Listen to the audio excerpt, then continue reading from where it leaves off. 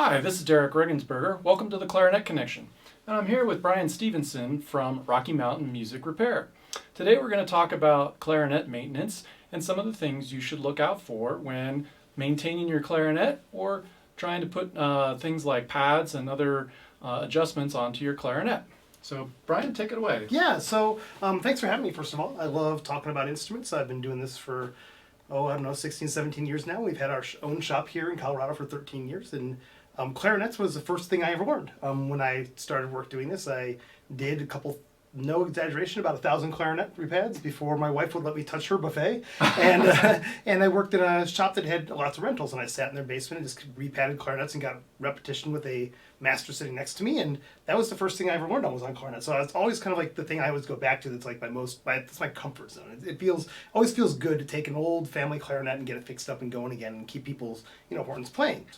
Well, let's first talk about types of pads, because there's so many different types of pads on the market today. It gets a little confusing about what we should put on our instruments. Yeah, there is, and some people are very particular about the types of pads they use, whether it be the tech or the player. I'm kind of a middle of the road person. Like, I will put whatever pads people want on there. The materials that you use for pads can change the sound for sure. When you're talking sound waves going through an instrument and the reflectiveness of a material, some materials like softer things like cloth or felt will absorb more sound waves than something that's more stiff, like a synthetic pad or a cork pad. And so those are considerations to think about, and that's kind of like the main thing. Now, when I'm choosing my pads, I'm usually choosing based on the mechanical functionality of them. And the most common ones are what you're going to see on almost all clarinets, whether it be student model, pro level ones, things like that. And just the biggest thing is getting a good quality pad. This is what we call a bladder pad. The construction of a bladder pad is a cardboard backing on it, and then there's some sort of felt, whether it be pressed or woven felt underneath, and then a bladder on top. They used to call it a gold beater skin or fish skin on the top of it. Now, the cheaper pads that you'll get in the Asian imports and things like that will only have one layer of the skin on the top. The better quality pads will have a double bladder, is what we call it, and that kind of gives you that redundancy that, like, if it gets a little bit of a tear, you're not in like, oh my gosh, my horn's not going to play mode. You've got that extra layer, but it does give you that kind of warning to bring it into somebody like me to take care of. But these are kind of the most traditional one, and it's traditional for a reason. The bladder that's on there, when put in appropriately, is a really good airtight seal. And that's really the long and short of everything that we're looking for. When we talk about any musical instrument, whether it be a trumpet, a trombone, a xylophone, a clarinet, essentially all we're doing is trying to make something bigger to make a lower note and make it smaller to make a higher note. And on clarinets and woodwinds especially, we're just really fancy plumbers. And all of your pads are a gasket essentially. And if we're moving our fingers down, every time we push a finger down, that gasket is sealing that tube and making it longer, so then the note gets lower. Now, if I'm moving all my hands and covering up everything down here, but this pad way up here has a leak in it, that tube will never get any longer than where the leak is. And that's why you get, when you're going down, you hear a note might chirp up to a higher note. So kind of maintenance-wise, if you're kind of trying to play low and it keeps on popping high for you, most likely it's a note up here. A lot of times people come in and be like, oh, well, I can't play this note, so I think this pad's bad. Almost never is it that pad. It's usually the pad right above it. Okay. Because it's not letting it get to that length to make that note. More modern stuff that's coming out, we have more synthetic pads. These are by Valentino, and they are what they call greenbacks, and so they are a synthetic pad with a backing on them. These ones come in a couple different thicknesses. When we talk about pads, thickness of the pad is important because the thicker the pad, so if we're thinking like we want them to sit nice and flat, once again a gasket needs to go there. Well, if the pad is a little too fat, what's going to happen is it's going to hit on the back first. And I can't get there. Now, with the right thickness here, and if it's a little thin, then it's going to hit on the front first, and it's going to be leaking on the back. Now, the synthetic pads are nice because they do have a little give to them.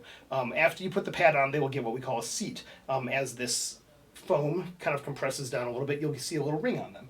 And that's good in some ways because it makes sure that it seals down, and as things over time kind of go, it'll kind of keep on sealing with it. But you can also pick up some gunk. So if you're not really big on swabbing your instrument out after every single time playing it, you'll get a little bit of buildup on some of these.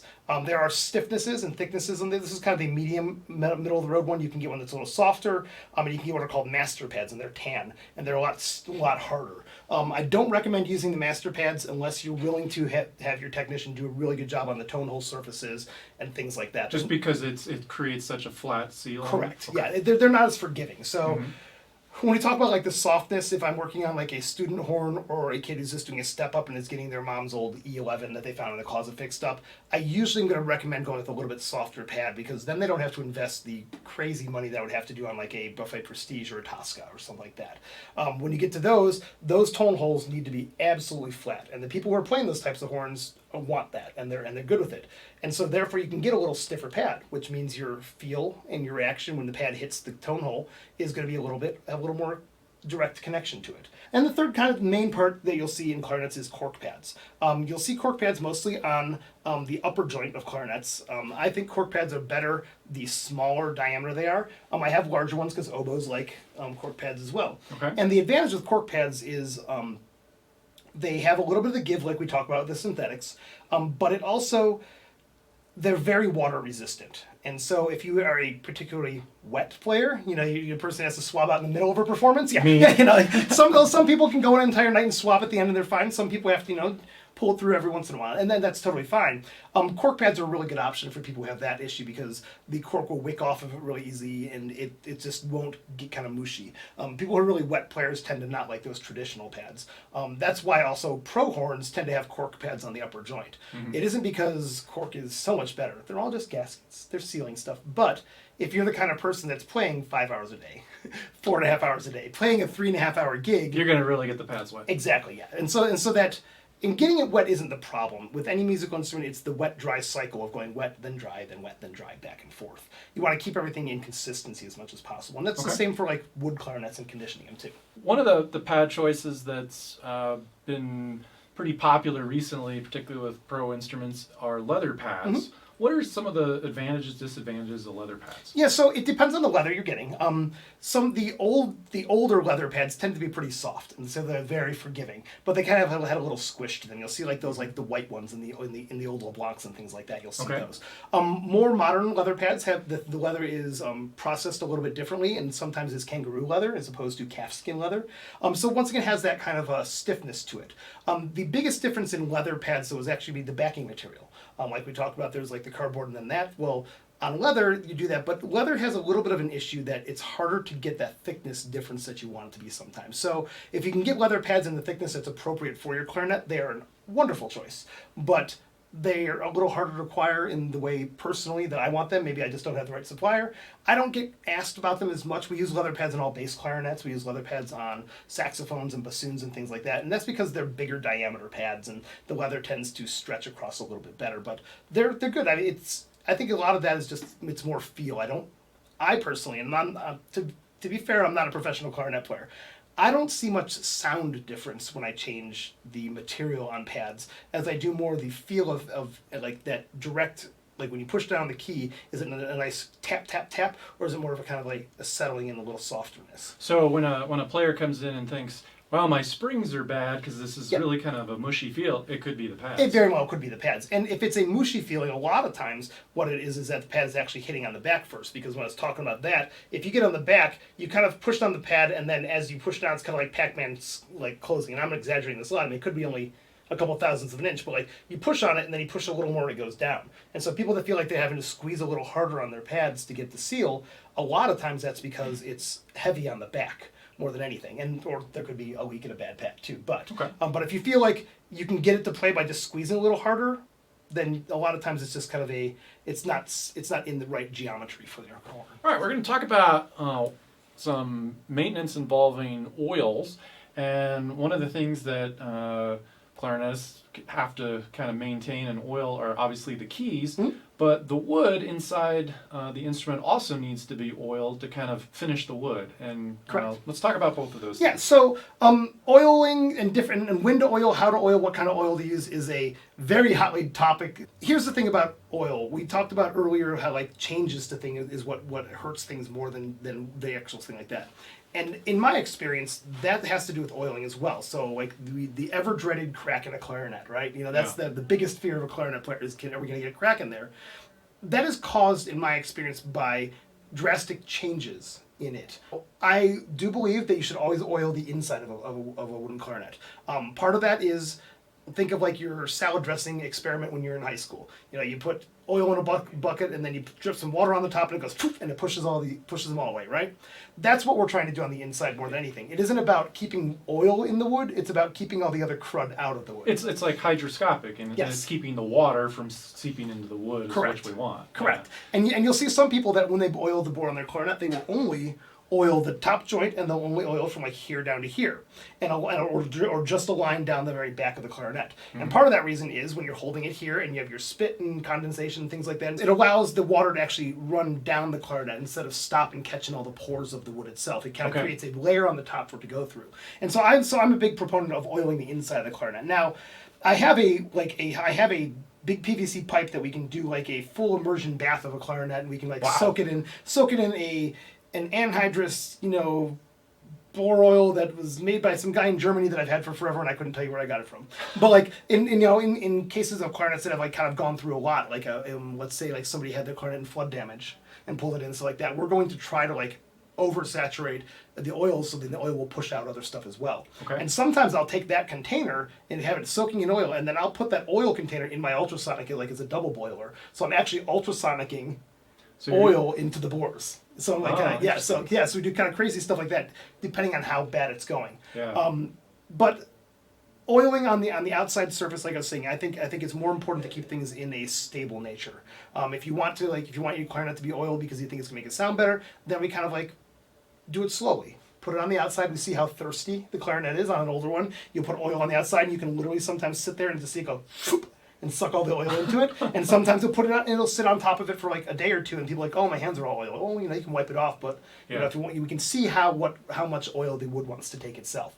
Kind of depending what it is. I see the most damage to clarinets when they're in drastic changes from one to the other, and especially temperature changes as well.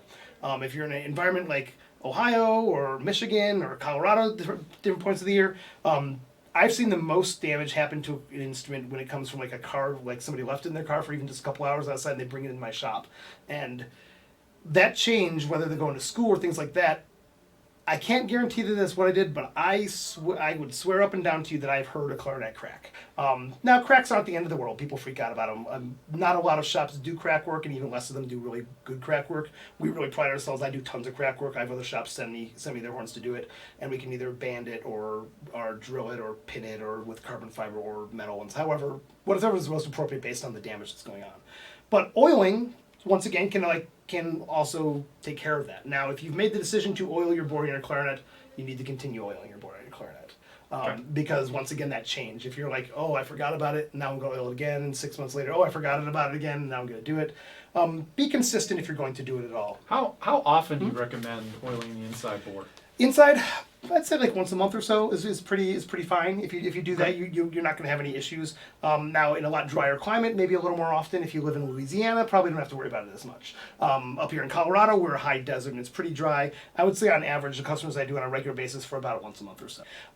Oiling also is important for the mechanisms. I think this is kind of one of the things that's forgotten about by most clarinet players across the board. Everybody knows about oiling the wood clarinets, but key oil, and this is my own little witch's brew, but you can get key oil from any shop. The one thing is I'd make sure you get an key oil that has this like a little needle applicator on it. If you get this looks like a trumpet valve oil thing, you're going to just be spraying it all over the place. And it's just going to be running where you don't want it. It is, and you're going to get it on your pants, and then you're going to get in trouble because you're not going to get the oil stain out.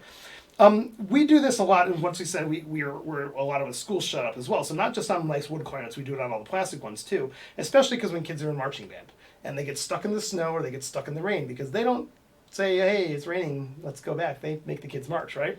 And so if the kids don't oil their keys immediately afterwards or have it pretty well oiled beforehand, once again, that oil is creating a barrier so water can't get to where you don't want it to. And inside all of these is steel rods, and steel and water don't like each other and become rusty. Yeah. And so if you do get your horn wet or even beforehand, you want to oil your keys. And oiling your keys is as simple as looking at every spot where a post meets a key, you see a line. Or where a key meets another key, and you just do one little tiny drop. And capillary action will take the negative pressure that's inside that system, inside the little tube, and it will pull the oil to the center. By doing this, it also forces you to look at every single different part. And so had we been oiling, key oiling, then we catch things like that little rod that came out, like by Yeah. doing that kind of thing. And you might not have seen it. You might see a pivot screw that's starting to come out a little bit. You might see a pad that's a little worn on the front that you weren't paying attention to because you've been practicing so much. So when I'm going down and I'm doing it as a technician, I'm oiling it, yes, but I'm also using that as an opportunity to make sure that I just take a half-second visual at every section of the clarinet when I go down. So that's a very important part, in my opinion, for individuals to key oil as well. It's not just the oiling part of it, but the kind of the inspection part. And where do you buy an applicator like something like that? A lot of the brands actually come with an applicator. Okay. So if you buy it from the store, I believe our Ultra Pure key oil that I really like for customers has it on there. I think Burp Oil also has the applicator on it, and I think Hetman's, if you can get it, they're a little hard to get sometimes, has it on there as well.